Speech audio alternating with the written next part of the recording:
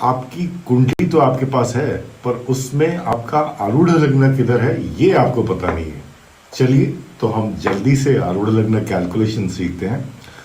हमको लग्न से लग्नेश तक काउंट करना है और फिर उसके बाद लग्नेश से उतने ही घर आगे काउंट करना है। जहां हम पहुंचेंगे वहां हमारा आरूढ़ लग्न होगा। यहां पे मेष लग्न की कुंडली है, मंगल देव तृतीय भाव में मौजूद है। लग्न से काउंट हुआ 1 2 3 और जब हम मंगल देव से आगे काउंट करना स्टार्ट करेंगे 1 2 3 तो हम पंचम भाव में लियो में पहुंचेंगे और आरूढ़ लग्न इस कुंडली में लियो में होगा। एक और एग्जाम्पल लेते हैं। मेष लग्न की कुंडली में अगर मंगल देव पंचम भाव में मौजूद होंगे तो लग्न से लग्नेश तक काउंट आता है 5।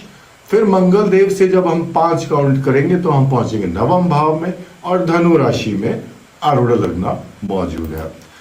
इसका एक एक्सेप्शन रूल ये है कि आरूढ़ लग्न में और सप्तम भाव में नहीं हो सकता है। इस वजह से अगर हमारी काउंटिंग के हिसाब से हम वापस लग्न या सप्तम भाव में पहुंचते हैं तो हमको वहां से 10 आगे गिनना है। अगर मंगल देव चतुर्थ भाव में कर्क राशि में मौजूद है तो हम काउंट करते हैं, लग्न से मंगल तक काउंट आता है 4। मंगल देव से जब हम 4 आगे काउंट करेंगे तो हम सप्तम भाव में पहुंचेंगे। अब हमको एक्सेप्शन रूल अप्लाई करना है और जब हम सप्तम भाव से 10 काउंट करेंगे तो हम चतुर्थ भाव में पहुंचेंगे।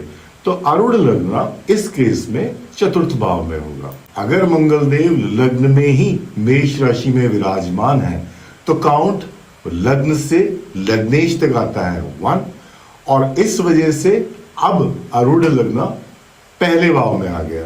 तो हमारे एक्सेप्शनल रूल के हिसाब से अब हमको यहां से 10 काउंट करना पड़ेगा और जब हम लग्न से 10 काउंट करते हैं तो हम दशम भाव में पहुंचते हैं और आरूढ़ लग्न दशम भाव में मौजूद है। आप सीख गए आरूढ़ लग्न कैलकुलेशन।